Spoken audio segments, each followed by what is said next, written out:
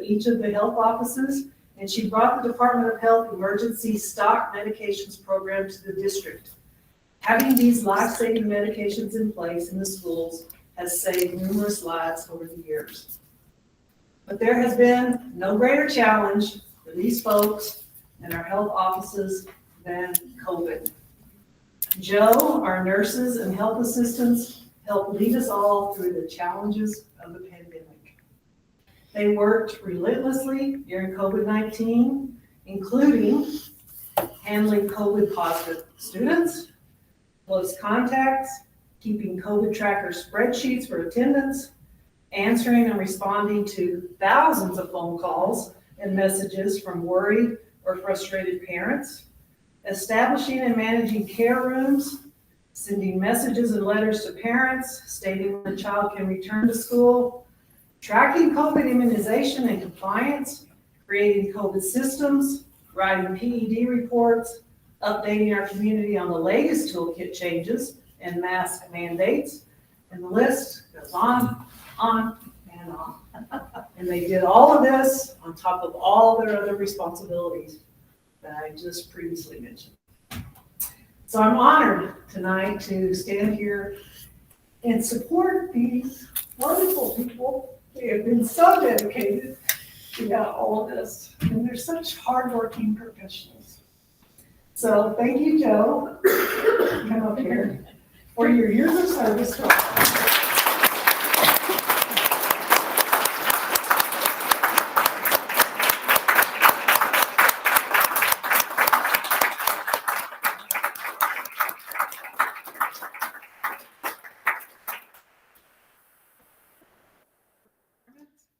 And Joe's work and contributions will continue as she retires and passes the torch to our new director, Lynn Wheeler. I'd like to introduce you to Lynn Wheeler, who will take the reins. And so tonight I'm honored and it's my privilege to present to you Joe Sanchez and the RRPS health staff for the New Mexico School Boards Association Student Achievement Award.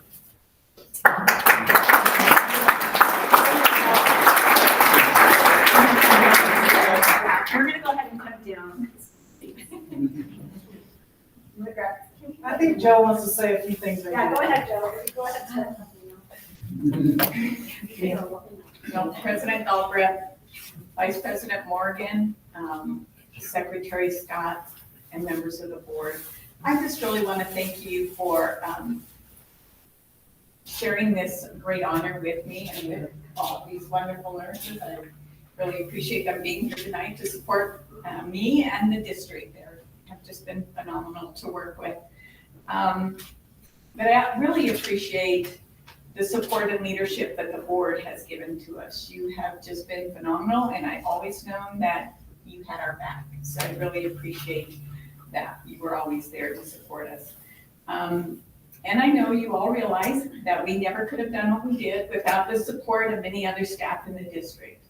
In particular, I would like to say thank you to the communications department because especially during the COVID era, they were always there for me to provide answers when I needed them. Beth and Melissa, hours on the phone, late at night, early in the morning, always there. To give me help, advice, to make sure we were meeting the PED requirements to help us keep our schools open. And then the rest of the communications staff and other people in the district office who made phone calls. That first year, the nurses didn't make those phone calls. It was communications. I called parents and made sure they knew when their students could not come back to school. And I would also, of course, like to acknowledge the nurses, the substitute nurses, the health assistants, and also the administrative staff at the schools, the attendance clerk in particular, who made it possible for us to track student quarantine seamlessly with this amazing spreadsheet that they all shared with each other. It was incredible. So that parents could know late at night, early in the morning, if their students could not come to school the next day. And that was incredibly valuable. But that spreadsheet was also shared with the teachers, so they knew if that student shouldn't be in class and was. It's a very effective communication technique. The other person I would really like to thank is Lynn Carl. Didn't see her here earlier. I could call Lynn while she was driving down the freeway to work in the morning and tell her who could not be at school that day, and she would take care of it when she got to the office. So that was just a dynamic relationship, and I really appreciated her help and support. And I can only think of the countless hours she spent reviewing videos of students and where they were sitting on the bus and who they were close contacts with. So that was really special. And then our facility staff who got to clean rooms and schools and buildings again and again and again. And they were just always there. I never could figure out how they could get all that done. And I know they were short-staffed much of that time, so that was incredible. And the other thing that was really special for me was that we were able to complete the construction projects, or one of them is still pending, but will be done over the summer, so that every nurse in the district will now have a private space that they can go into to make phone calls and provide counseling for students. So that's incredible. And Melanie gets the credit for that. I know she was here.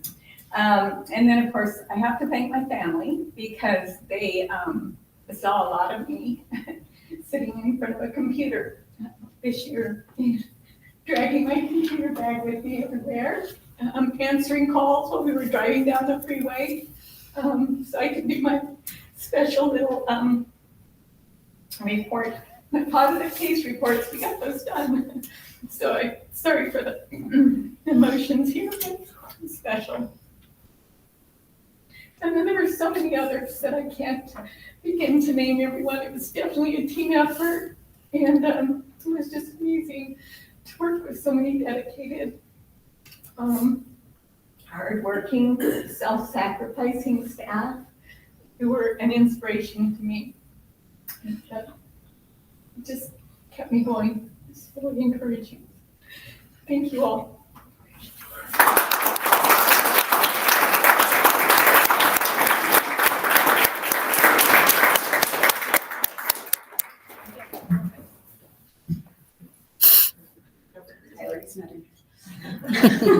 Joe, can I give these to you? Present these to you. So we have, I believe one is for her, and then one's for all of our health care. So this is for you. And then I'm going to give this one. How do we want to do this one? I'd like to get a group shot, Okay, let's get a group shot. and if you'll all come up in front of the board.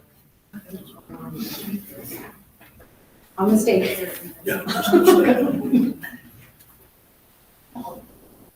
And actually is, just kind of scooch together, and if we put You guys could stand in less the tall people in the thing. front, that'd be great. Sherry and I are pretending like we're part of you. Let's see, we got, oh boy, I kind of can see just a bit. If you can't see me, I can't see you, so. All right, smile, everybody.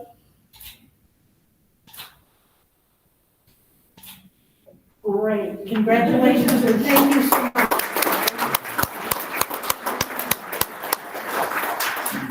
I know you guys are all sitting down, but I just wanted to say first off to Bill, I actually, oddly, like, just last week, someone brought your name up in the community and was talking about you, how wonderful you've been in the district. And it was really interesting when you all stood up, and here I go again, and it's all your fault, you guys, for making me emotional, but whenever all of the nurses stood up and came up, I don't know what came over me. I got very emotional watching you guys come up, because it has been a really hard couple of years, and we walked through those rooms, and I remember just seeing this plexiglass and all of these things, and what we were expecting of our nurses, and it was a lot. And so I just want to say thank you all so much for everything that you've done and that you continue to do every day. So many of your faces I recognize with 4 kids in the district. I get around. And so you have all been wonderful, and we're going to miss you so, so very much. So very much. Thank you for everything that you did for us last year. It's interesting how I just felt like as we went through this pandemic, in our district, we just had the right people in the right spots at the right time, and you were one of those, so thank you so much. It was a privilege to be here during that time. It's a wonderful group of people. And we want to thank your family too, because I'm sure you were busy. As you sit down, you can go ahead and sit down. I'm going to allow, if Dr. Klim, if you want to say anything, and then we'll just allow the board to say anything. No, just, again, I thank you for everything that you've done.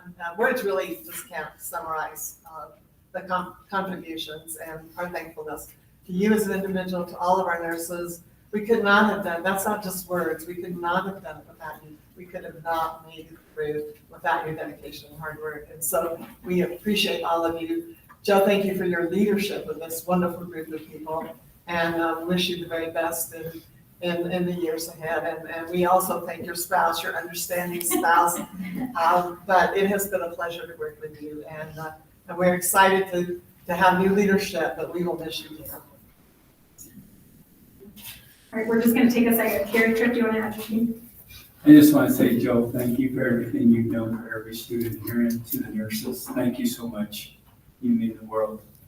Appreciate it. Just want to say thanks for your many sacrifices. Really appreciate the work you've done. Thanks. Let's get Tyler. Just echo the thanks, and I'll say it again, but congratulations on your retirement, and congratulations on getting this recognition. It's really cute of you to recognize your hard work and leadership, so thank you. Thank you for your leadership, and thank you for staying with us through the pandemic and not retiring until it got a little easier. We're very grateful for that. And we're very grateful for the leadership that allowed this school district to stay open for our kids for so much of the pandemic. So thank you. Thank you very much, all of you.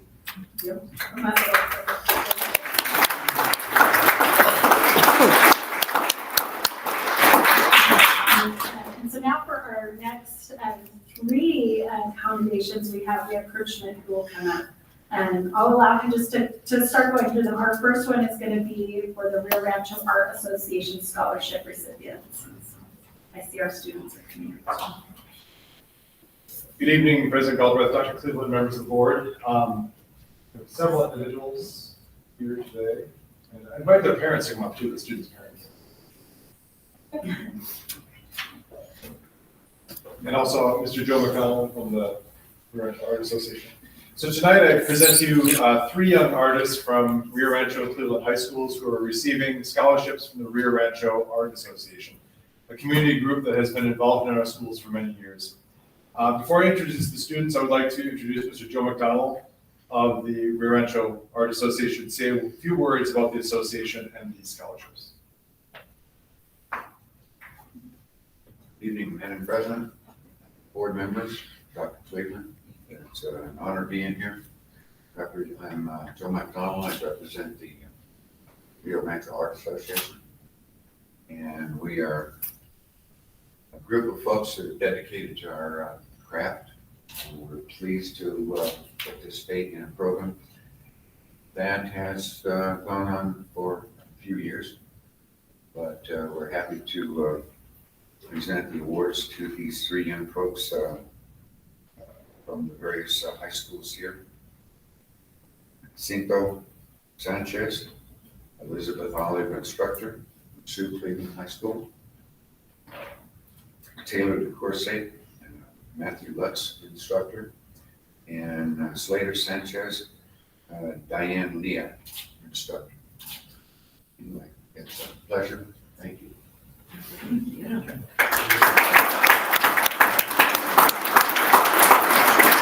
We do have, I don't believe Slater is here. He's napping.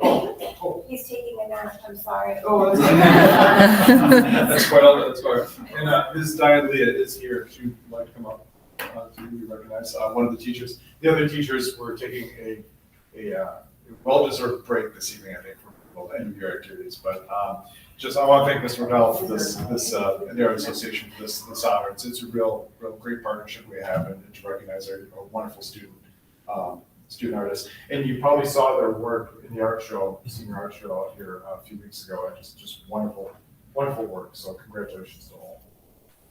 Thank you.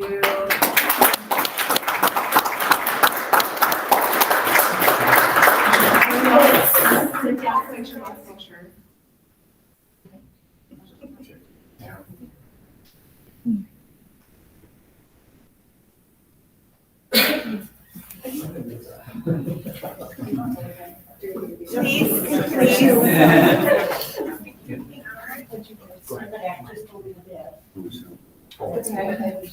Here. Well, so we'll give you the checks in the show. Thank you.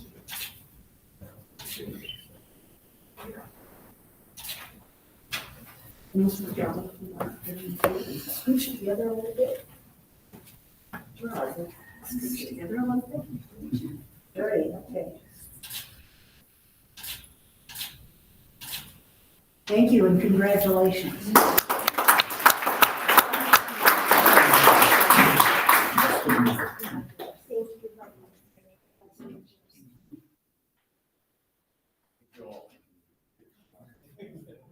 Are you gonna share more on this one, or? Sorry? Are you gonna share more on this combination, or? No, but. Okay, all right, I just want to give Dr. Cleveland a moment to say something. Well, just as I said earlier, the Rio Rancho Art Association has been so supportive of our school district over many years. And we just want to thank you for your ongoing interest and support in our students. And our students, the artwork was wonderful. If you had an opportunity to see it, it was just so inspiring, and it was just great to be able to view it. And so, again, thank you to the teachers who give a lot of time and effort to these students, and certainly for the support for the program. But again, congratulations, and again to the association, thank you for these students for recognizing their excellence. Thank you. And just on behalf of the board, I just want to say thank you to just echo Dr. Cleveland and to our students. It's like delightful when we get to walk into the boardroom, and the first thing that we get to see is student artwork that's out in the hallway. It's the best way to start our meetings, is to be able to do those things. So thank you, and continue. I only continue throughout your life to produce beautiful artwork, and we just want to say thank you again for that, and for everyone involved in this. Thank you.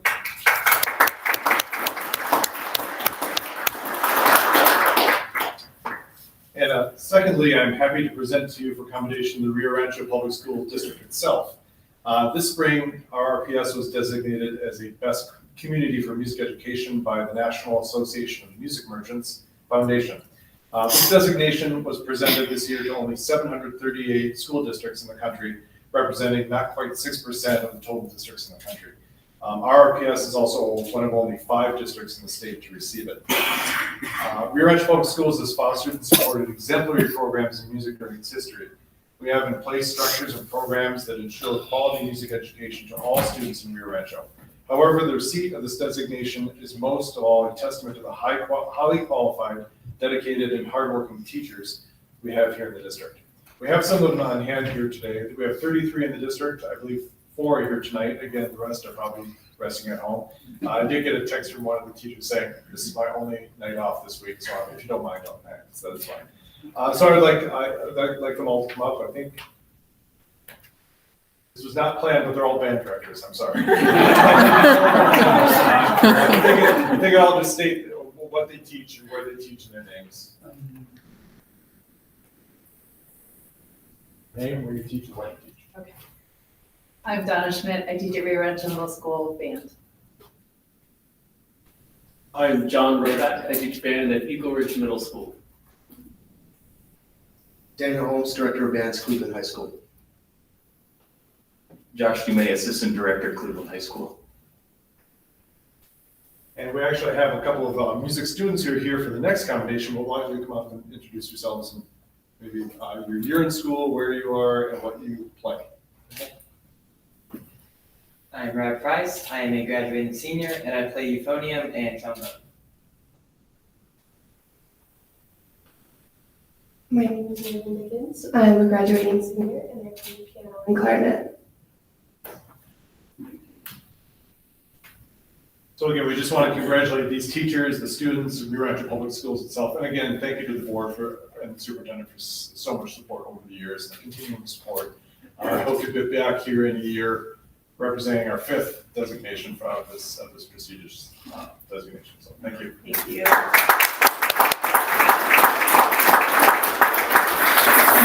As for our music programs, they're amazing. I would say they're amazing. So thank you all so much for all that you do all the time. I know this time of the year is crazy because it's all the end of the year at it seems like every night. So thank you so much for all that. And Dr. Cleveland, did you want to? just again, thanks. And I had an opportunity to see some of you a couple of weekends ago. It was a wonderful music in the park. It was a little warm. Mr. Schmidt got a bad sunburn. But, it was wonderful. It was wonderful to see all the support in the community there. But thank you for all you do for our students. And, I guess I'm going to say it, but, it's really easy to get complacent about having the best program in the state of New Mexico. And we are just so appreciative of the work that you do to make sure that happens for our students.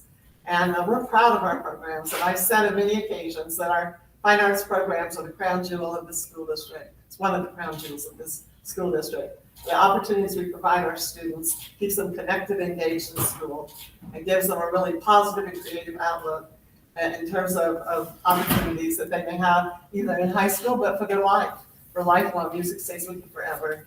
And so again, thank you all for the job you do, and it's great to have you here this evening. Thank you. And speaking of best programs in the state, I would like to present for commendation tonight the Cleveland High School Wind Symphony and its director, Mr. Daniel Holmes. Also with us is the CHS Associate Band Director, Mr. Josh, right, whom you just met. The Wind Symphony has brought home the 5A, as Dr. Cleveland said, that's the top classification in this competition. First place trophy for the high school state band contest, which is sponsored by the NMAA, with which I'm sure Mr. Tripp has some affiliation. The band was up against 11 other bands from around the state. So congratulations to Mr. Holmes and Mr. Dumay. And I don't know if they want to say a few words, but.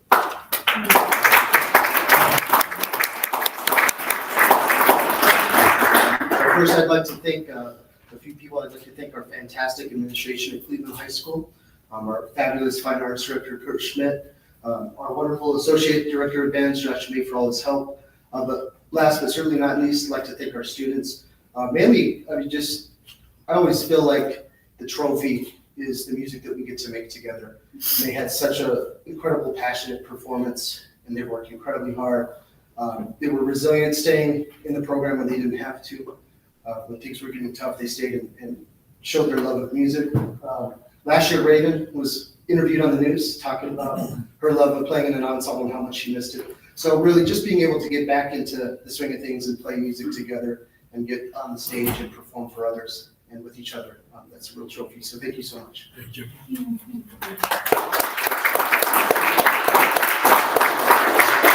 I think one of the best things was when we heard that you could all be back inside of the building and practicing and doing all those things. So thank you so much. Thank you so much. It's so wonderful to have you here. Well, Dr. Cleveland mentioned my sunburn from a few weeks ago. The students and teachers were very, very well toasted for a better part of the year here. I think we think that it's not quite summer, but when it was 90 degrees on Saturday, it's here. So the sun's great. So thank you so much, Dr. Linda. Do you want to add anything else? Oh, it's just, it's just an incredible gift. And so thank you all so much for what you give our students. And for our students, that you take advantage of the opportunities you've been given and utilize that. And so again, thanks to everyone. And we're really glad to have these recognitions tonight. This is a nice way to be ending the year. Thank you very much. Thank you. Thank you. Oh, by the way, but to your point, so the director said it's just amazing to have practices without the wind blowing all the time. I know. It was windy that day, and they were all, trying to keep the music in place. But they said it was really nice to be back on the front. Yeah, I'm so grateful. Especially this year. It is so windy this year. So thank you. Thank you. The commendations are always my favorite part, and unfortunately, I have to move on from those tonight. But thank you for everyone who came tonight. We just appreciate you being here and being a part of our district. And so we'll now move to item H to approve the consent agenda. Is there any questions or anything on the consent? Chairman Jeff Morgan, I make a motion to approve the consent agenda. I'm sorry. I'll second the motion to approve the consent agenda. We have a motion by Vice President Morgan and a second by Maureen Scott. All in favor? Aye. Any opposed? Motion carries 5-0. Okay, we will now move into our business portion of our meeting. And we'll first start by considering the approval of the unapproved regular board meeting minutes for 4/25/2022. Any changes that may take place on those minutes? Board member, or I'm sorry, President Galbraith, Assistant Board Member Justin Taylor, I'd like to make a motion to approve the unapproved regular board meeting minutes for March 25, 2022. It's Board Member Jeff Morgan, a second. Okay, we have a motion by Jessica Tyler and a second by Jeff Morgan. All in favor? Aye. Aye. Any opposed? Okay, motion carries 5-0. Okay, we'll now move on to our item B, which is to consider the ratification of the negotiated agreement between the Rio Rancho Public Schools Board of Education and the Rio Rancho School Employees Union. And here with us tonight, we have Mike Chavez, our Executive Director of Human Resources, and also Lloyd Healing, our President of RRSEU. So thank you for being here tonight. Thank you very much. Madam President, Dr. Cleveland, members of the board, it's my privilege to be here this evening to discuss with you the ratification of the 2022-2023 negotiated agreement between Rio Rancho Public Schools and the Rio Rancho School Employees Union. Before we move on to discussion and hopefully the signing of the agreements page, we wanted to take a moment and discuss just a little bit about the process that it takes to go through this negotiations that we enter into each year. This is an annual process. The first thing we want to do is we want to recognize the teams of people who work very, very hard, very diligently, and I'd like to invite them to come on up. For the Rio Rancho Public Schools, we have myself, of course, my colleagues in the Human Resources Department, Peggy Johnston, Marisa de Aragon. We also have the School Improvement Officers, Renee Salcedo, excuse me, I'm losing my voice a little bit, and Janice Chenault. And then for Rio Rancho School Employees Union, we have Melissa Lawrence and Gina Tatiana who are here. And then Paul Reichbach and Missy Fernandez, unfortunately, both had prior commitments, they couldn't be here today, but they were very valuable parts of our team as well, so, yeah. So the process kind of goes like this, and I'll let Billy jump in wherever she wants to. Ms. Heelan can add whatever she'd like to say. But essentially, each year, one side or the other proposes that we open negotiations. And essentially what negotiations means is that we're going to discuss the contract. This contract covers all bargaining unit members for the Rio Rancho Public Schools, which is a good majority of the employees for the school district. Once negotiations have begun, typically in March or April, each side proposes changes to the current language as it sees fit. As we move through the negotiations process, we typically meet about once a week. We usually put down an hour and then we're there for 2 to 3. As we sit in the evening, we discuss the changes that are being proposed. And we typically do a kind of a volley back and forth so that it doesn't get too confusing, because if we try to discuss the changes for both sides at the same time, it can get pretty complicated. So typically, for example, if our SEU proposes some changes, we'll discuss those in an evening, and then we might take a week, talk about that as a team, and we'll come back and give them a response. And then they might do the same for changes that we propose. And then hopefully towards the end, and then I'm going to give Ms. Heelan a moment to interject. Hopefully at the end, so as we go along, if an article is agreed to, if there's changes to the article and we come to an agreement, which is what we hope, we have a tentative agreement on that article. The union president and the chief negotiator for the district initial that article, and that article is set aside, and we continue moving on through any other articles that are being negotiated. Hopefully by the end of the process, we have TA'd all of the articles that have been presented in negotiations, and we come to the point where we're at this evening, which is a finalized version of a new contract. I think the only thing I'd add to that is that Rio Rancho School Employees Union is a wall-to-wall union. There are some unions in other places, they have separate unions, so they might have one union for transportation and another for, I'm just making stuff up, nursing staff. We are a wall-to-wall, which means that our union covers the entire bargaining unit rather than having it be in parts for different units of employees, so. The only other thing I would add is that we do have a very strong professional working relationship with our SEU, and I hope they feel the same way about us. But I think I would emphasize the part professional, and I think that we do a very good job of supporting the employees of this district. Quite frankly, at this time, I would like to thank very much our team. I think they do, we get into some good conversations, good negotiations, but they're very, very productive conversations, and they're very important conversations. And I would say at this point, we stand for questions. All right, thank you so much. And I ran into a couple of you as you were coming out of those last negotiations, and Paul too was here, and it was just fun to see you all. For me, I didn't have to be in those conversations, but it was wonderful to see you all. So real quick, Dr. Cleveland, do you want to add anything before we go into questions? No, let the board ask Okay. questions. Okay, we'll start with Gary Tripp. Do you have any questions or comments? I don't have any questions. I have just a comment. I know most of the people that I saw on that list, and I just had this common denominator feeling in my heart that the love of children and the students, and I just can't thank you enough, because I know you're going to be passionate about what you talk about in that room, and thank you.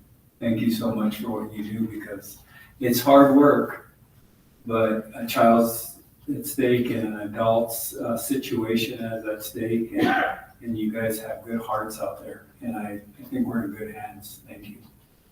Thank you, Board Member Tripp. And I would add a comment just very quickly that this was an exciting year too. And Dr. Cleveland has mentioned that as difficult as this year has been to balance budgets and things like that, it's been a very exciting year. I think it's very exciting for our staff. And we, as a team, I think we're very excited for our staff members. So thank you, Gary, Board Member Tripp. Thank you for all you do. Really appreciate it. Thank you. Jessica Taylor? Yeah, I just want to say quickly that I appreciate the fact that there's a professional working relationship between the two parties, and how that really does benefit ultimately our students, all of our staff, and our community as well. I have taken time to meet with both Billy and Gino prior to me getting elected, and talk to them about how I felt that that's a really important relationship that we need to maintain, because it should never be adversarial. We all have the same common goal, and so I'm glad to see that you guys were able to work through, especially on a year like this where there were so many changes handed down from the state, and the raises were not necessarily clear. And so I'm glad you guys were able to work through that together. So it's good to see. Thank you. I'd just like to offer my sincere thank you for going through COVID and working together as a team. It really made me proud to be part of this school district, because our children were put first. And Billy, I especially want to thank you for the energy and effort you put in when we were all struggling to know what to do to keep our school doors open. And it just made me so proud of this school district. So thank you very much, all of you, for your efforts. Thank you. I do have one question, just based off of, we had that public comment come in. So we feel comfortable that we got all of those raises and that came in through legislation and all of those things. What did that process look like to try to make sure that we ensured that all of those things came through accurately? Just since we've had some comments on it. Well, thank you for that question. It was very interesting. I think during the finance committee, Chairperson Tyler pointed out that there were a number of ways you could interpret things. I think that number one, the way we interpreted things was to the very best of our ability, to the best benefit of the employee that we could. So I'd say that was number one. I would say number two, we worked very closely with our council, but also working with our counterparts at the union to ensure that we were on the same page in terms of how both the bill and fortunately Dr. Steinhaus's memo, which he put out, which very carefully laid out the steps needed to apply these raises for all employees, that we followed that extremely carefully, and that that RRSU and whoever they worked with, including, and I will say that ATF put out a memo that mirrored Dr. Steinhaus's, that they were in AFT, I'm sorry. That they mirrored, that AFT mirrored Dr. Steinhaus's memo.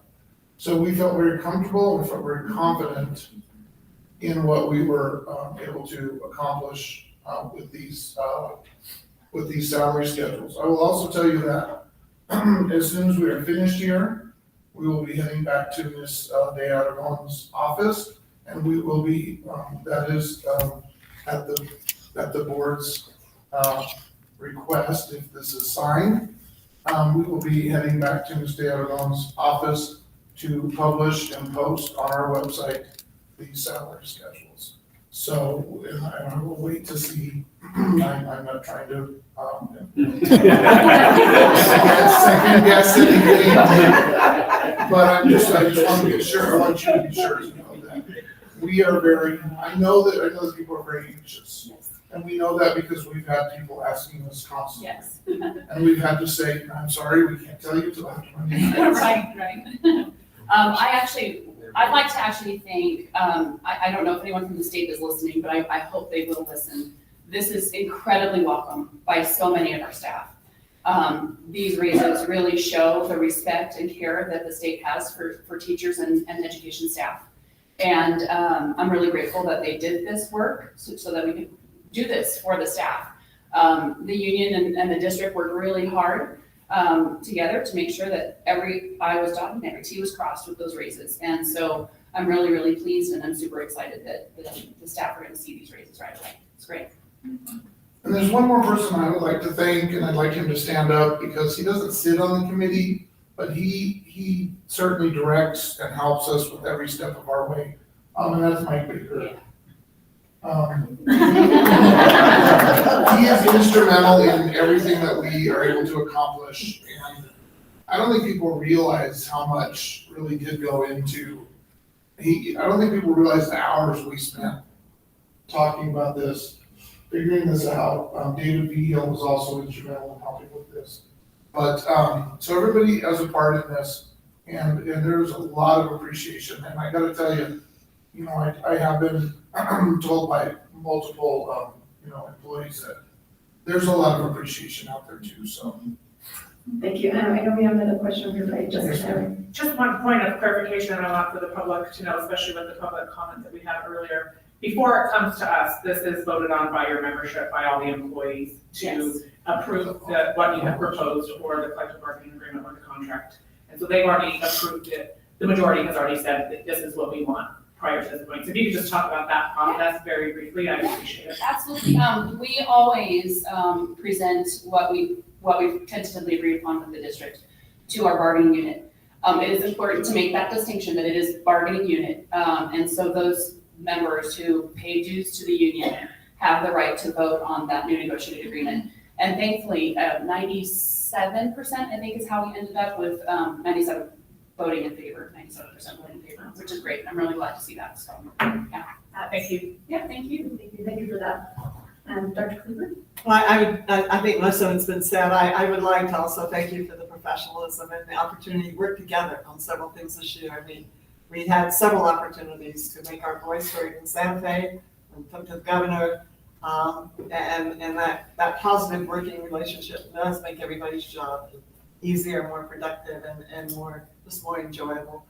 The other thing I would add on just so people understand that when legislation is passed, and you can read it different ways, and you can read some of this legislation different ways. So I understand why people are raising some questions, and they read it and they think, well, I understand it. In situations like that, and then it is up to the public education department to interpret the legislation for school districts. And that's what they do. And then they send us the way it is to be interpreted, and that's the way we follow it. So I can understand some of the questions that have come up. We understand and appreciate that. But we certainly are having to follow the way the public ed department has interpreted that legislation. The other thing I want to just say is that we made a real effort to touch all employees in the school district. And you may be reading some information from some other places where that wasn't necessarily the case. But we think every employee in the school district contributes. And you can't tell people some of the time, you're not part of the team, and then other times you're really not part of the team. And so that sense of understanding that everybody in the district contributes and everybody makes the district work. And so we thank you for your hard work on this. We are excited. We are seeing an increased number of people applying as a result of better compensation. And, the thing that we have heard the most already in some of our strategic planning sessions and in our survey is that, the hope is a highly qualified teacher in every classroom is the number one thing that people are hoping for. And so we're going to do our very best to try to make that a reality. And we actually have a meeting here this evening where they're talking to some prospects about one of the ways that you can become a teacher. It is still a wonderful occupation. It is still a place you can make a difference. And all the people who work with our teachers, our nurses, our other support personnel, you all help make for good experience in schools. We all are part of the team. And so thank you for helping us move forward with this. Isn't it nice to have a summer where you're not having to think about the contract? And for everyone. But again, thank you all for your hard work. And it is good. It is a good feeling to have a good contract to move forward. May I say one more thing? Yes, please. I actually want to thank the district too for, I'm going back to what Dr. Cleveland said about making sure that every single employee was acknowledged. That is the case. There are districts where not every single employee is seeing a raise. And it really just, thank you. Thank you on behalf of the staff for making that happen because it's big. Thank you very much. Thank you. Madam President, I'd like to make a motion, please.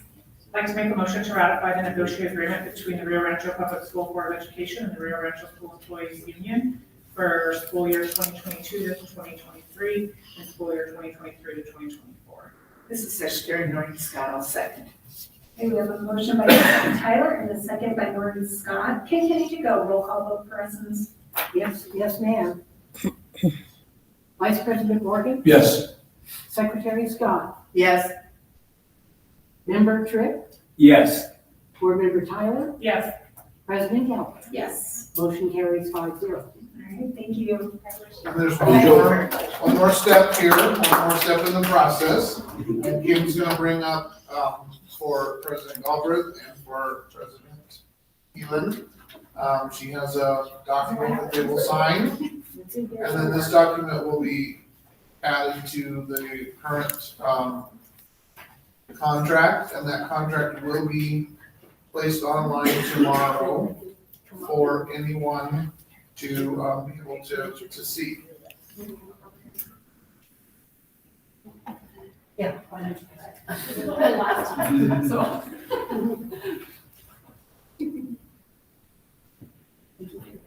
Once you guys come down to the podium and there's a little table over there.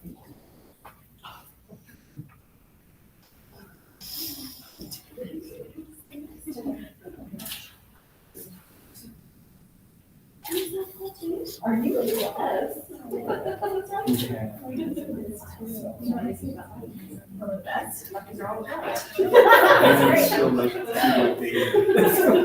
Good call.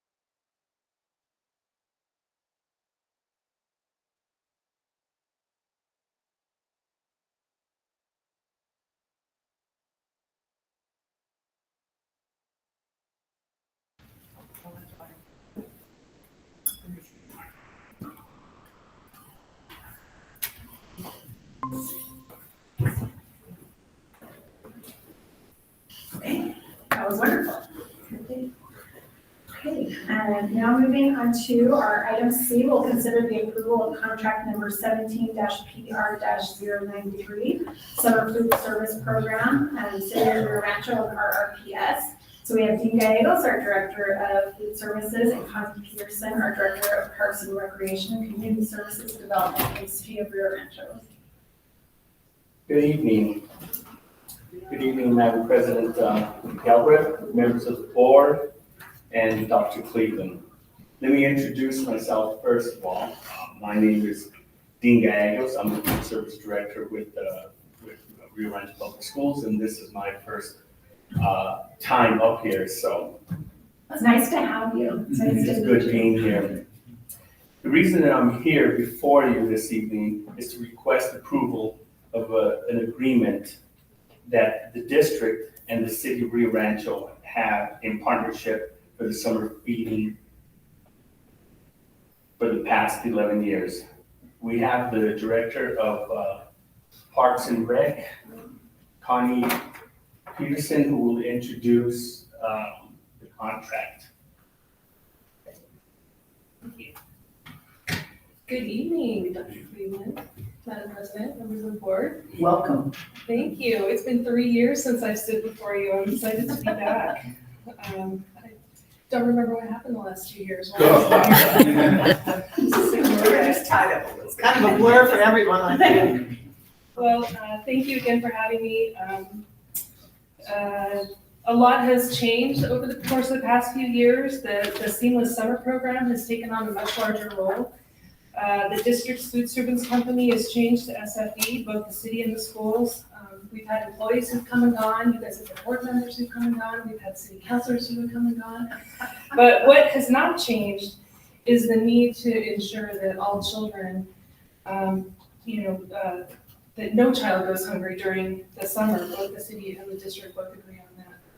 So to provide you a very, very brief history, this particular summer meals collaboration or partnership between the city and the district started back in 2009. The district offered seamless summer at the school sites, and the city decided to expand that concept and provide food services in the form of breakfast and lunch to kids in the community centers and the parks. And we predominantly did that in the low-income areas of Rio Rancho. And of course, it goes without saying that both programs aren't merely providing meals, but nutritious meals that have very specific nourishing and dietary components. We're not just handing out peanut butter and jelly sandwiches and Pringles. Both the breakfast and lunch programs comprise of meats, grains, milk, fruit, and veggies. The menus are very well thought out by SFE and meet all the USDA requirements. Not that I'm opposed to a peanut butter and jelly sandwich. It's a good go-to comfort food. So, but both programs, your Seamless Summer Program and the City Summer Food Program, are funded through USDA Department of Agriculture, and the meals are essentially refunded through grants for both programs. So the Summer Food Program for the city, it runs, we have a middleman agency that used to be CYFD, and now it's known as the Early Care Education and Nutrition Bureau, I believe. A secondary benefit to the program is that it allows for summer work for both the food service staff who work in the school cafeterias, and also a few opportunities for some of the kids in the community to have a summer job at the parks and the community centers. But the primary benefit, of course, is for the families to have access to food for their children ages 1 to 18 during the summer months. The children who participate in the program are the same kids that take advantage of the free or reduced breakfast and lunch program at the schools. And this program ensures that the kids are adequately fed through the summer months as they are during the regular school year. So the reason I'm here, again, since 2009, I've come before the board with a few tweaks to the very same contract that was established back in 2009. I've met Mr. Gallegos and Mr. Madrid and Mr. Vigil and a few of the other staff to make modifications to the agreement, which really is just the compensation for the meals and the start date and the conclusion date. And I believe you have a copy of the contract in your agenda packet that outlines those few changes. And with that, I stand for any questions that you might have.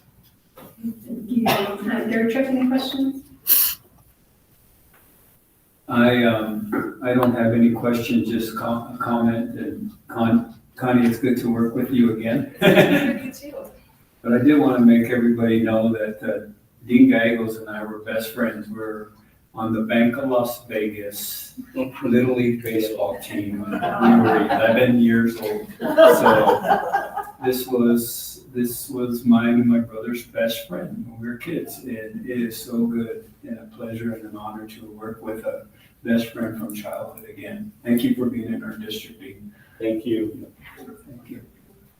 I just want to say thanks for your work, really appreciate that, and more importantly, the concern for the kids, that's big. So thank you so much. Oh, my pleasure, thank you. I'm Jessica Taylor.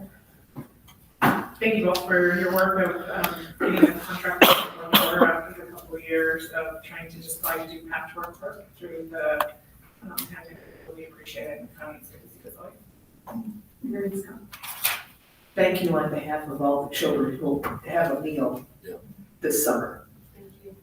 And then Dr. Cleveland, any comments? Well, just thank you for coming back and working on this. It's been great. We worked with Connie for many years. I've known her for many years. And, but it does provide a really valuable service, as I said earlier, for families ensuring that they have food for their kids during the summer. And so I know it's a lot of extra work for the city and for the school district. It's worth it. It's worth it for the kids. So thank you. And thank you for being here. It's good to see you. It's good to see you too. Thank you so much. All right, we'll consider a motion on this. Board Member Tyler will make a motion to approve contract number 17-PR-093 Summer Food Service Program between the City of Rio Rancho and Rio Rancho Public Schools. Board Member Jeff Morgan, a second. A motion by Jessica Tyler and a second by Jeff Morgan. And Kim, can you go ahead and take a roll call vote for us? Yes, Vice President Morgan. Yes. Secretary Scott. Yes.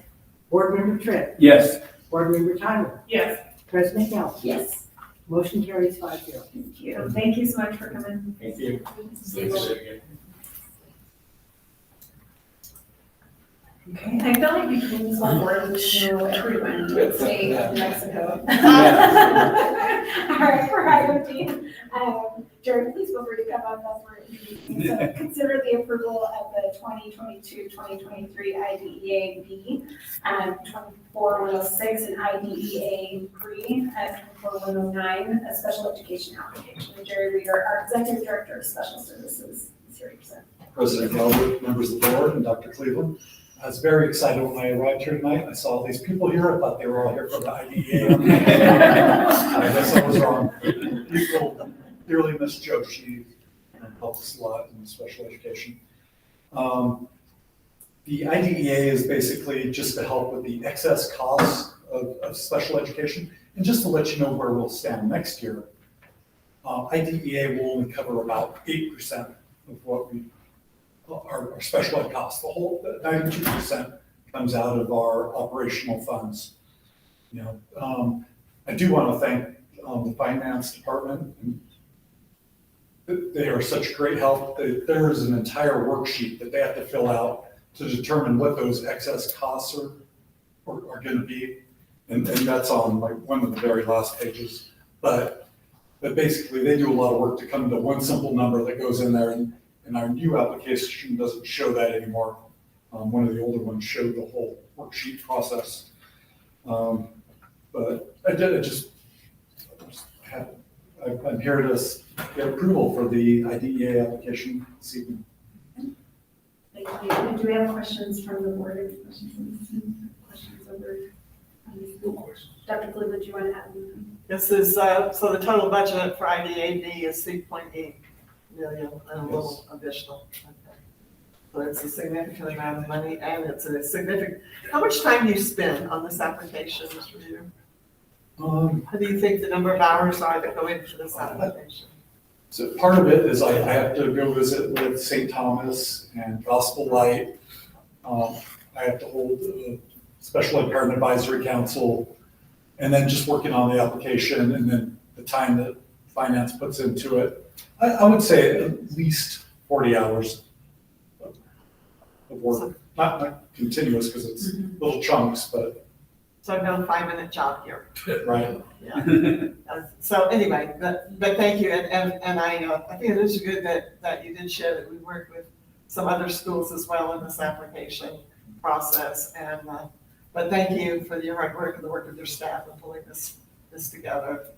And it is an important asset to our district. But I do appreciate you making the comment, it doesn't fund the program, not even close, it's for extra things that we need, and we can use a little more IDA money, and that's been a discussion in Washington for many years, but we're grateful to have this additional funding to support our kids. Thank you. You always do such great work, so we appreciate all that you do. Thank you. And with that, thank you, Jerry. I move approval of IDEA B 24106 and IDEA pre 24109 special education application for 2022-23. This is Board Member Jeff Morgan, a second. We have a motion by Maureen Scott and a second by Jeff Morgan. And Kim, if you could take a roll call vote for us. Vice President Morgan? Yes. Secretary Scott? Yes. Board Member Trick? Yes. Board Member Tyler? Yes. President Galvin? Yes. Motion carries 5-0. Thank you. Thank you so much for being here. I did just want to tell Jerry, be careful what you wish for. Sometimes you don't want to refer people on for your agenda item. That's true. Thank you. Okay, so for item E, consider approval of Title III grant application. And we have Suzanne Moonen here, our Executive Director of Federal Bilingual and Native American Programs. Good evening, Madam President Galbraith, members of the board, Dr. Cleveland. Being submitted respectfully for your review of consideration for approval is our Title III sub-grant application. So comparably, it's very small, but it's mighty. It's a mighty amount of $65,946.38. And this is to supplement our Title III English Language Development Program. For our English learners, we currently have 843 students in our district with identification, representing over 16 languages that are reported in their homes across all of our school sites. And in this year's grant application, I was happy to write for an additional FTE for an additional ELD coordinator at Costa del Sol. So currently, we do fully fund a full FTE at every campus for ELD coordinator, who has responsibilities of compliance around identification, assessment, providing drug services. And at Cuesta, they have nearly double the average amount of any other elementary school. So over 100 students consistently, whereas our other elementary schools range between 40 to 50 students. So that is how these monies would be used in its entirety for next year. Thank you. Questions from the board? Director, any questions? No question, just a comment. I should have made it earlier, but when I see Gospel Light and St. Thomas in my other job, they mention Jerry Reeder and Suzanne Lynn every single day, and how much they appreciate the Rancho Public School District. Thank you for taking care of all the children in the community. I know it's part of your job, but you do it well. Just want to say thanks for your work. Greatly appreciate it. Thank you. Any questions on this? Okay. Dr. Cleveland, did you want to add any comments? Thank you for your hard work on this. Yeah, it's a significant amount of students in our district, so thank you so much for doing that. And I love how you use, that word mighty. It is mighty. Like no matter what, anything that we get into the district is mighty for everything that we need for our students. So thank you. And we'll consider a motion. So Board Member Jeff Morgan, I consider the approval of Title III grant application.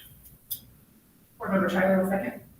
Okay, we have a motion by Jeff Morgan, a second by Jessica Tyler. And Kim, you'll take a roll call vote for us. Vice President Morgan? Yes. Secretary Scott? Yes.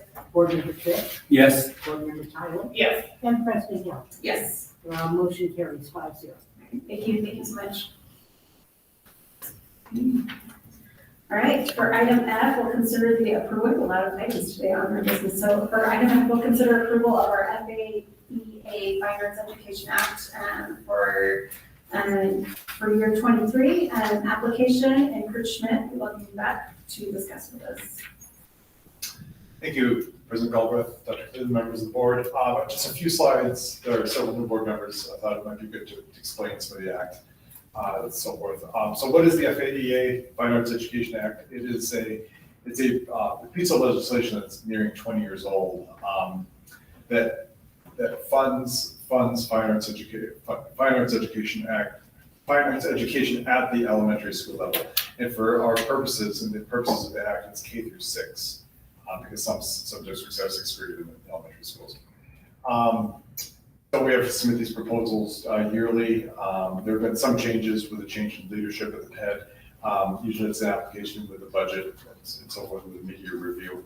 But this act was enacted to help support fine arts at the elementary level. It runs through the SEG, so it's part of the formula. I'll get to that in a minute. Next slide.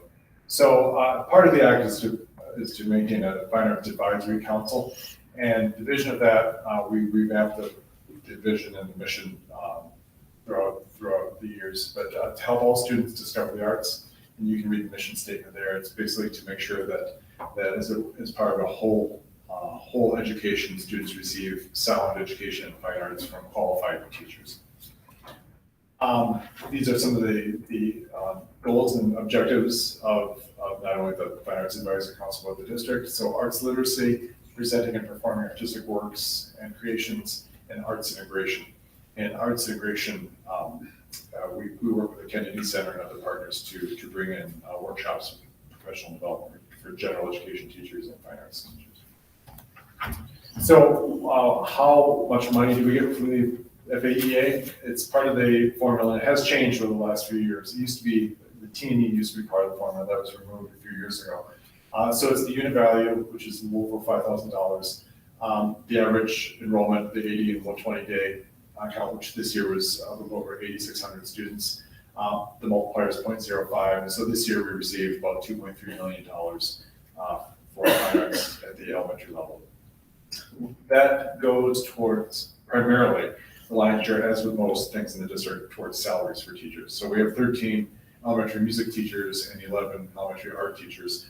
Some of the schools double music teachers.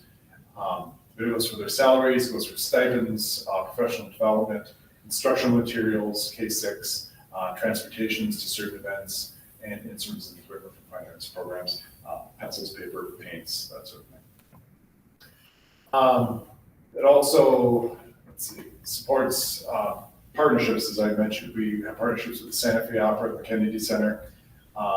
It's kind of an odd partnership. We have a partnership with the Santa Fe Public Schools, Albuquerque Public Schools, Los Angeles Public Schools, ourselves, the Santa Fe Opera, and the Kennedy, under the aegis of the Kennedy Center, and what's known as New Mexico Art, which is New Mexico. We just changed our name. I can never remember the acronym. Arts Relevant Teaching, I think. So we have those. We also partner with the National Dance Institute of New Mexico, which is a little bit of a misnomer.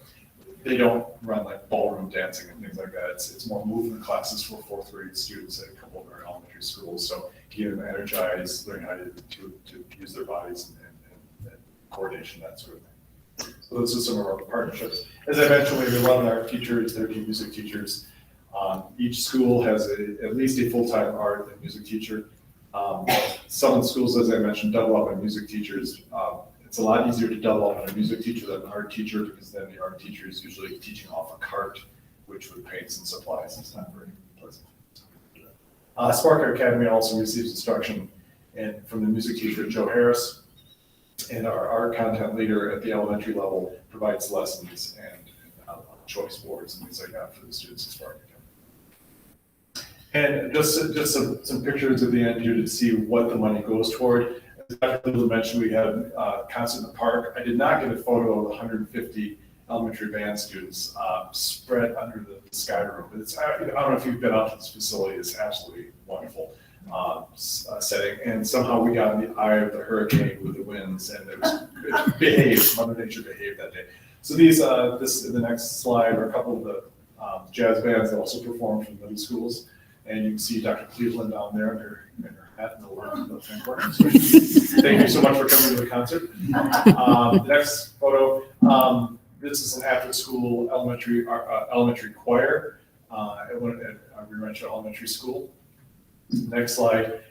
This is a professional development workshop for not only for the teacher, but for students. This is at Eagle Ridge Middle School on a Saturday. The orchestra kids came in and worked with a violinist from Albuquerque who runs kind of a rock type orchestrated He's that fantastic. thing. Pardon? He's fantastic. Yes, Rob Janoff, he does great work. And the next slide is, these are retablos, and we brought in a retablo Santero to show our art teachers. If you go to the next slide, you'll see him running a professional development session for our art teachers at the elementary school level. And I think that's it. Nope, there's one of the art teachers working on her tableau. And all these pictures, I might add, are all on teachers' own time. The teachers in the district give up their time on Saturday afternoons, evenings and afternoons, and after school, weekends. It's so a lot of this professional development takes place after school hours, and so it goes a credit to our students. And That's your last one. That's your last one. That's the last one. And I forgot to put a slide for questions, but I will stand for questions. And you should have received an email, a forwarded email with the actual application, et cetera. Thank you. Thank you for presenting all that and letting us know all those things. Do we have any questions or comments? Wondering if the fourth grade movement can be expressed to adults and board members, so they can go home and have a little bit more rhythm. Absolutely.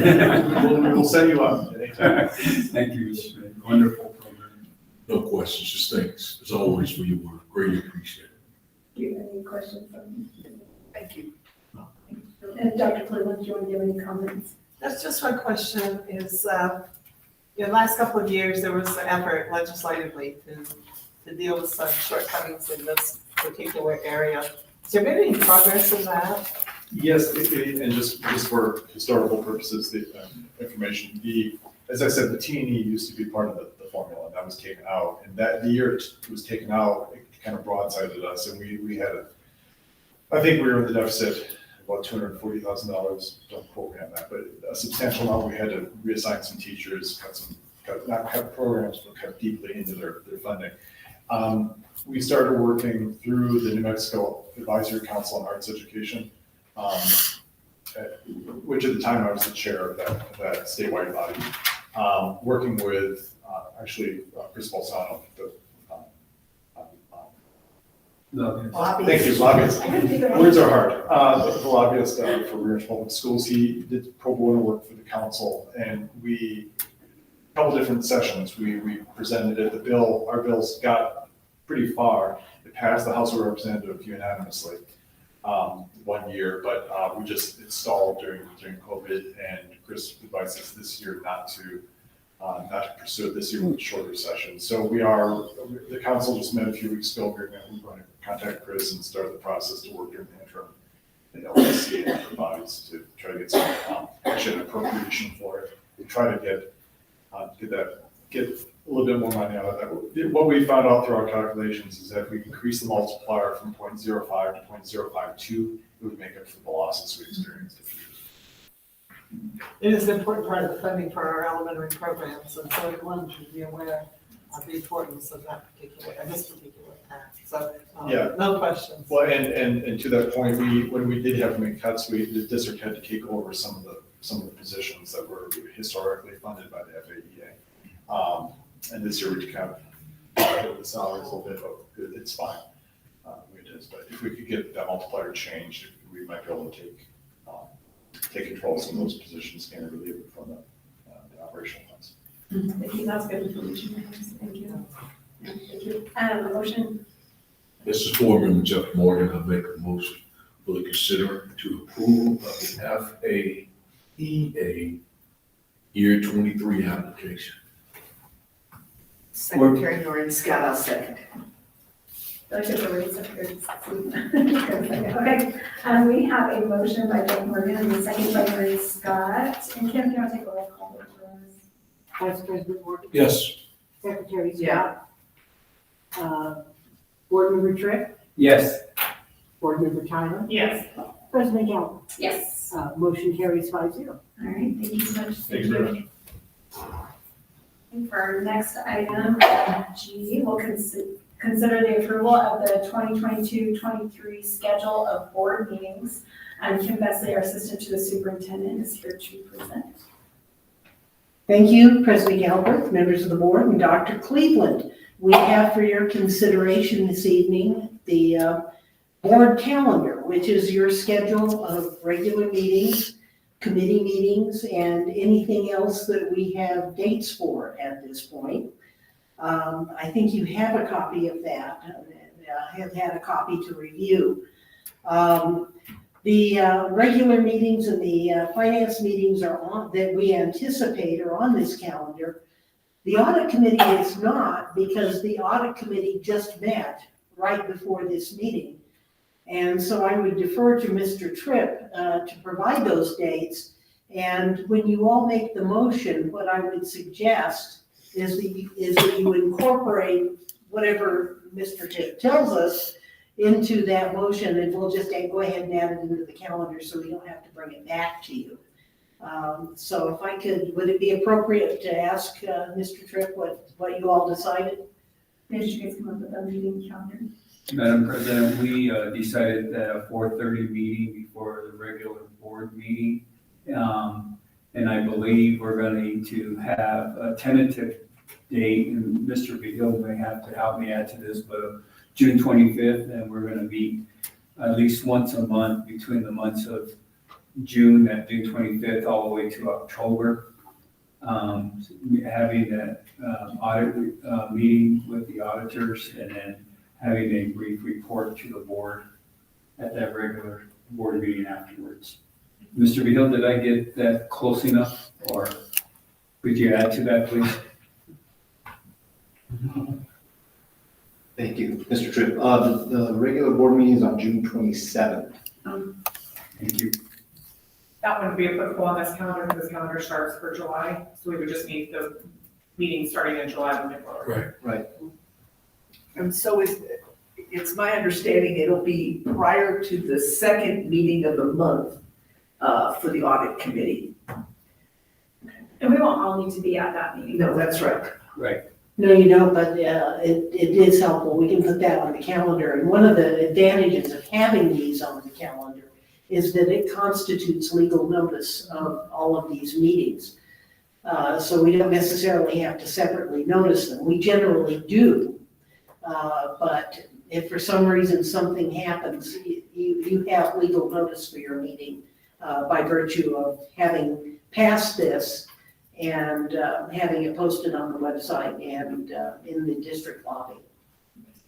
Well, thank you, Tina. The only thing I saw on here is, can you scroll down just a little bit, Claudia?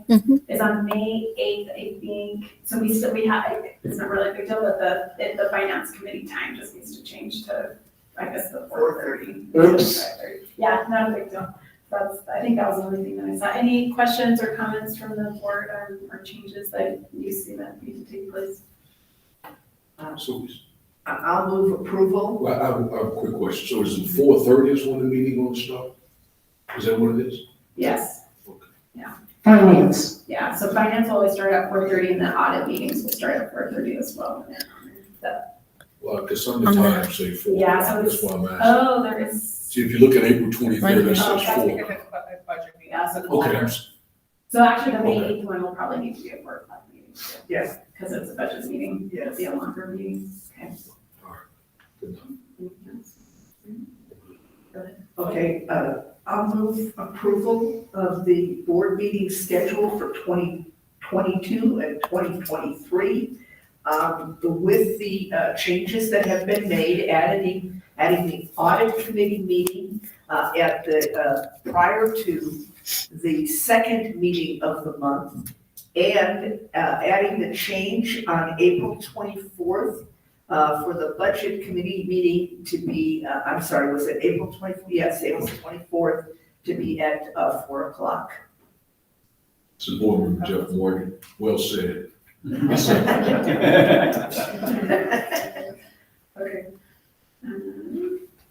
All right, we have a motion and a second. Do we have any other comments or questions? Okay. So we have a motion by Norman Scott and a second by Jeff Morgan, and then I'll just do it all in favor on this one since you're up here. All in favor? Aye. Any opposed? Okay. Passes 5-0. Thank you. Thank you, I appreciate it. Okay, for our next item is item H, consider award of ITB number 2022-015-FAC Refuse and Recycle Service, and Michael Madrid, our Purchasing Director, and also Melanie Archbeck, our Executive Director of Facility Security Percent. Madam President Galbraith, members of the board, Superintendent Dr. Cleveland. My name is Michael Madrid. I'm the Director of Purchasing, and I also serve as the Chief Procurement Officer for the district. As indicated, we're here to present an award recommendation for ITB 2022-015 FAC. This is a little bit different than the typical procurements that have been presented to you in the past. The criteria for an ITB is the lowest responsive bidder. So as long as they meet the requirements that have been identified in the procurement and they provided the district the best price, that vendor should be recommended for award, and that's what you see here tonight. This proposal is, once again, to solicit the board's approval of the lowest responsive bidder, Roadrunner Waste Services Incorporated. Some of the background for this procurement: this was issued on behalf of the Facilities Department, the vendors to provide various containers throughout the district, and they're also to provide disposal of those containers based on the schedule that we included in the solicitation. For this procurement, we received 2 responses. The 2 responses were received from Waste Management of New Mexico Incorporated out of Albuquerque, and the second company is Roadrunner Waste Services Incorporated out of Alma Douglas, New Mexico. As is typical with all procurements, we review the solicitations, we ensure responsiveness and compliance with the various affidavits and documents identified in the solicitation. Both vendors met the requirements, and the recommendation, once again, is for the lowest responsive bidder. I stand for questions, and after the questions, I would redirect the board to the requested action. Just a correction, Waste Management's address is Rio Rancho, not 87124, not Albuquerque. But I move approval of Roadrunner Waste Services Incorporated as the lowest bidder for ITB number 2022-015-FAC, Refuse and Recycle Service. Board Member Jeff Morgan, a second. We have a motion by Noreen Scott, a second by Jeff Morgan. Is there any other questions or on this? Here we go. Okay. And you want to take a roll call vote first? Yes, Vice President Morgan? Yes. Secretary Scott? Yes. Board Member Tripp? Yes. Board Member Tyler? Yes. President Galbraith? Yes. Motion carries 5-0. Thank you. Yes, please. Could you share with the board when an ITB is used versus an RFP? What is the criteria? How is that decision made? Dr. Cleveland, very good question, thank you. So typically, an RFP is issued if the scope of work is very complex, has moving parts to it, has some subjectiveness tied to it. An ITB is used when we're very specific as to quantities, locations, a schedule, and things like that. And that's what this meant. It met those criteria. We identified the number of containers per location. We identified the schedule for dumping. We asked for a unit cost for that service. And so it was pretty easy for us just to total the unit cost to come up with a recommendation. Thank you so much. Thank you very much. Okay, for our next item, we'll consider the award of RFP number 2022-020- for legal services. Michael Madrid, our purchasing director, is here to present. We also have Lauren Hatch, our chief counsel. Madam President Galbraith, members of the board, Superintendent Dr. Cleveland. This procurement is a unique effort. The scope of work is very unique throughout the district. The requirements that we identified that we need services on are educational law, bond counsel, finance, business, labor law, employment and civil rights, real estate, public law, contracts, just about any type of legal services that the district may need for the various departments. Because of that, our recommendation is to issue a multiple award.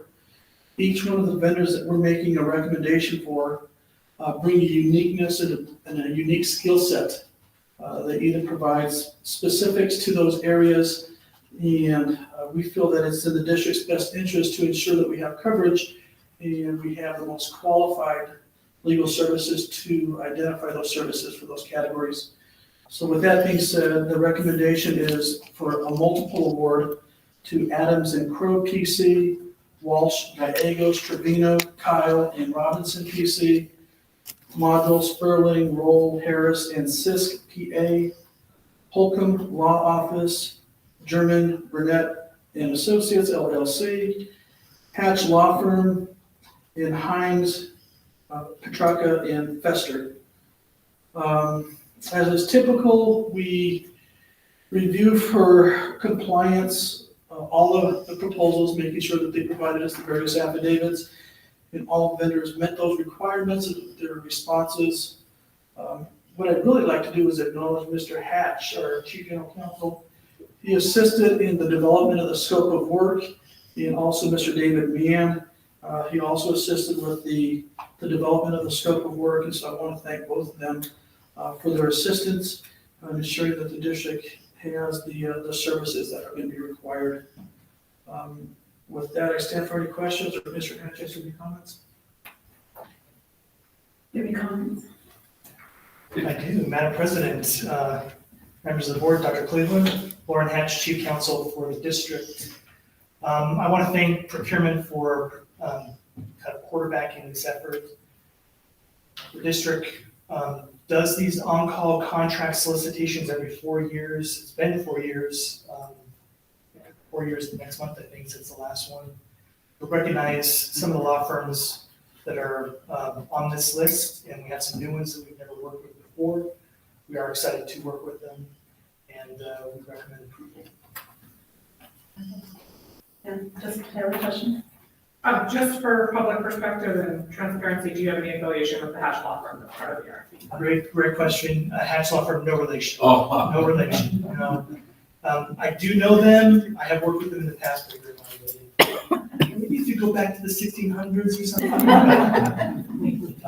They do excellent work, along with the rest of these law firms. And just to make it very clear, so the department's legal office has been developed over the last few years, and our capabilities are are pretty significant. These contracts are on-call only, just to augment our capability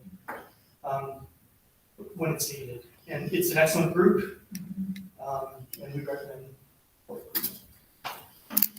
I'll move approval for RFP number 2022-020 legal services, and I think that's all I need to do.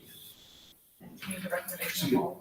Yeah, oh, I need to, I'm not gonna name all of them, but I recommend all of the firms. She has to name them. I mean, you could name them all, or we're approving the recommendation to award to all bidders. Okay, I'm approving the recommendation to award to all the ones listed here. This is Board Member Jeff Morgan, I second. He's having too much fun. I feel like behind me, everyone's having a really good time. Okay, we have the motion for Dr. Scott, a second by Jeff Morgan. Before we go into vote, is there any other questions on this and that weren't talked about? Okay. Okay, we will go for a roll call vote on this. Kim, if you want. Get writing, straight writing the motion down. Vice President Morgan. Yes. Secretary Scott. Yes. Board Member Trick. Yes. Board Member Tyler. Yes. And President Galbraith. Yes. Motion carries 5-0. Thank you, thank you. And Dr. Blue, do you have anything that you want to add on this? No, maybe just to support what Mr. Hatch has said about our legal office will be the ones that will facilitate that, and that avoids duplication and waste, and it's much more efficient than having multiple people calling attorneys. And so it's just a really good move for efficiency and for cost savings. And they do a great job, but sometimes no matter how good a job you do, cases are very large, you need some extra help. And this allows them to be able to bring in the help when we really need that specialized assistance. So I think it's a really good way to deal with that. Thank you, Gary Tripp. Madam President, I'm sorry, I do have one question. and Lauren, maybe you can help us.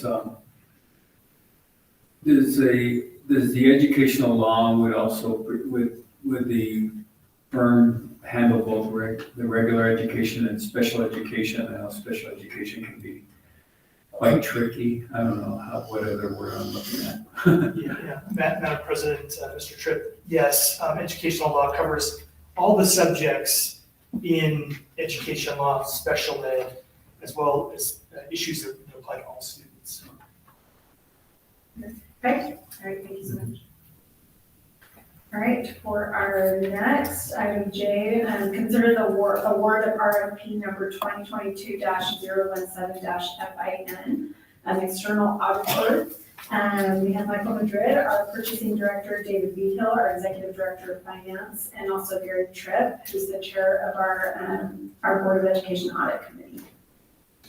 Madam President Galbraith, members of the board, Superintendent Dr. Cleveland has indicated this is a recommendation to award RFP 2022-017-FIN, external auditor to the highest ranked offerer in that is accounting and financial solutions. A little bit of background on the scope of work. The contractor, or the auditor, excuse me, is going to be required for developing the financial statement audits, the federal single audit, and financial statement preparations. I just want to give you a little bit of background on audit services in general. So the whole process starts with the Office of the State Auditor. They receive applications from various auditing firms. They are identified as IPAs, which is Independent Public Accountants. And they provide entities a list of approved IPAs. The district received that list, I think it was on March the 18th. We cannot initiate a procurement before the IPA listing is put out. And only those IPAs are eligible to submit a response to the solicitation. So there's a vetting process already as far as the qualifications and capabilities of the external auditor. In addition, we review the solicitations that the district received. We received a total of 4 responses. The firms are Accounting and Financial Solutions out of Farmington, Beasley, Mitchell and Company out of Las Cruces, Carr, Riggs and Ingram, CPAs and Advisors out of Albuquerque, and Jaramillo Accounting Group also out of Albuquerque. The evaluation committee reviews the proposals based on the evaluation criteria. We score those criterias and then we come up with a ranking as individual committee members, and then we average the rankings from those individual committee members to come up with a committee's recommendation. So right before this meeting, the evaluation committee's recommendation was presented to the audit committee. The audit committee approved the evaluation committee's recommendation, and what you have before you is the audit committee's recommendation to the board to approve this procurement to the highest ranked offer. I'll redirect it back to the requested action, so whoever makes the action. Turn over to Mr. Weedle if he has any comments. Thank you, Mr. Madrid. President Galbraith, members of the board, Dr. Cleveland.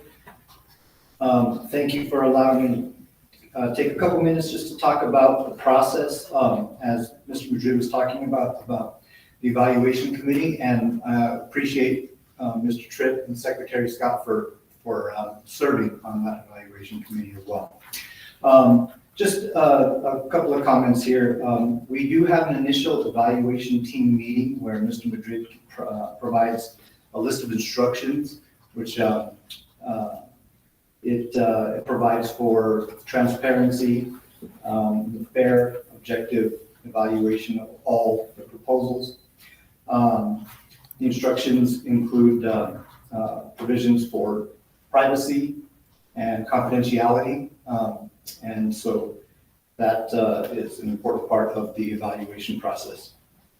Part of the instructions are that Mr. Madrid provides is to allow for proposals to be submitted in sections, and those sections are scored 1 at a time, so that and they're scored 1 at a time before we look at price as to not introduce any kind of bias in the process.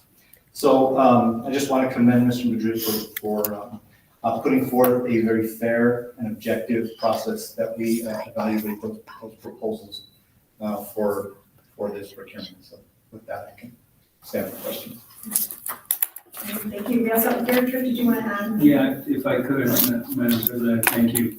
I just want to echo what Mr. Vigil said about Mr. Madrid's organizational skills and his expertise, his skilled expertise in this area. I think it's outstanding work, but also I think the whole committee, the evaluation team felt like the process was very fair. And I guess the last thing I would say is the audit committee and seeing how our representatives from the community, our financial experts that serve on the audit committee felt, and I can defer to Noreen Scott, but felt very comfortable with the work of the evaluation team and felt very comfortable with the process and the vote was, I believe, 5-0 when we had the meeting too. So we had a very transparent, and I think that's important for the community to know that we're trying to do our due diligence when it comes to making sure the audit is a fair legal process in our district. Thank you for adding that. Dr. Cleveland, do you want to add anything? And I just for the record, for the board to know, I was not at the meeting because I was in a meeting with Secretary Steinhaus and the 2 deputy secretaries. So my apologies for not making it. Thank you. Any other questions from the board room? Scott, did you want to add anything? Yes, I'd just like to thank Mr. Madrid for taking the time to train us, and I appreciate that. As you know, I have lots of questions about procurement, and he used this as an opportunity to do a little training, and I appreciated it. Thank you.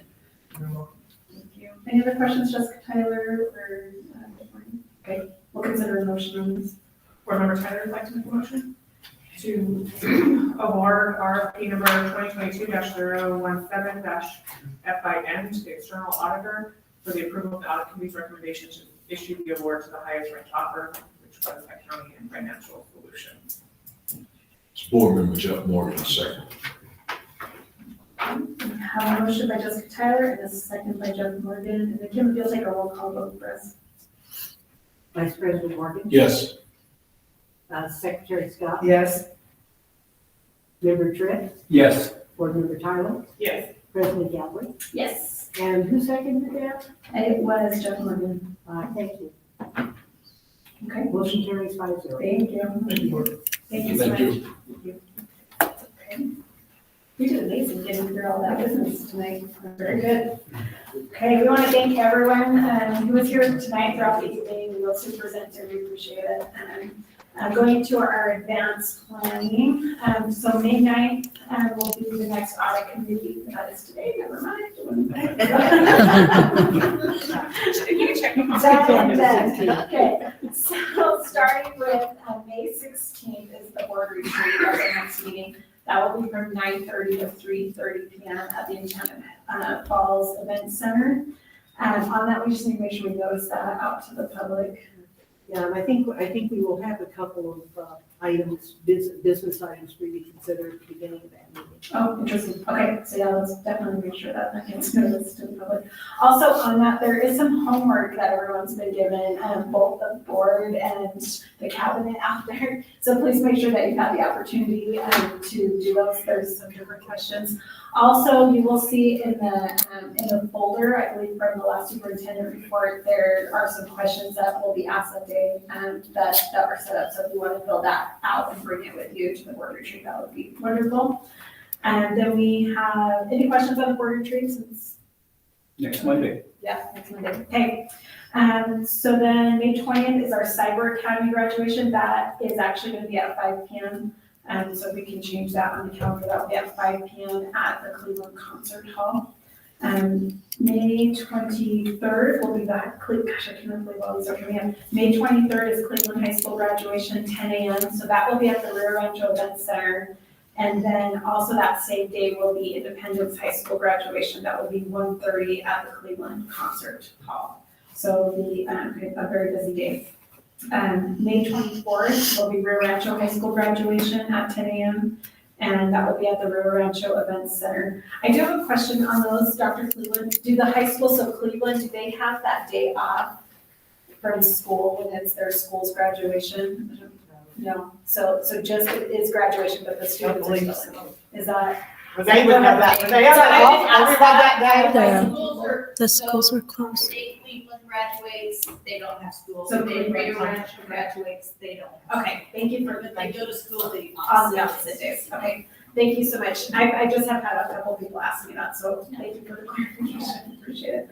And then we have last day of school is May 27th. We also have May 30th will be a Memorial Day holiday. And we have the school law conference coming up June 2nd through the 4th. And we'll have a special board meeting on June 6th for accreditation at 5:30. Thank you all for being able to attend that. June 7th will be the staff and Hall of Honor recognition dinner at 6 p.m. Amanda, Yes. that's at Okay, 5:30. which one?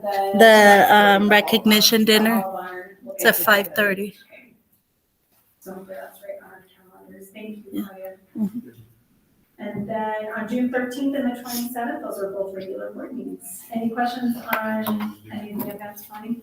Okay, so with that, our meeting tonight's is adjourned. Thank you so much. Board members, we do have a number of documents that need to be signed after approving all that stuff. And there is one that needs to be signed by all 5 board members. So please don't escape until you do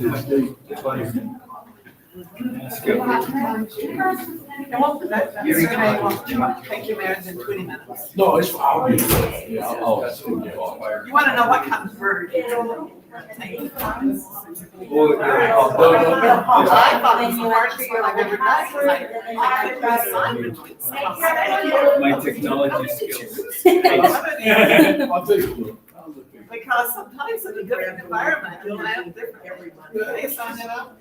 Okay, thank you. Kurt, good job. That was a busy night for you, man. Yeah, I didn't think it was till I got off my seat. I should have. Yeah, we'll do it tonight. I remember a time you got to. It's really not. Yeah, I can't remember what it was for though. It was in the, no, I knew that you had, but it was for the daily announcements all week. Oh, And it kind of raised up and it was a competition, just to mess around with the kids. Those are, Yeah, it was baby Oh, news. shoot. No, my wife always says.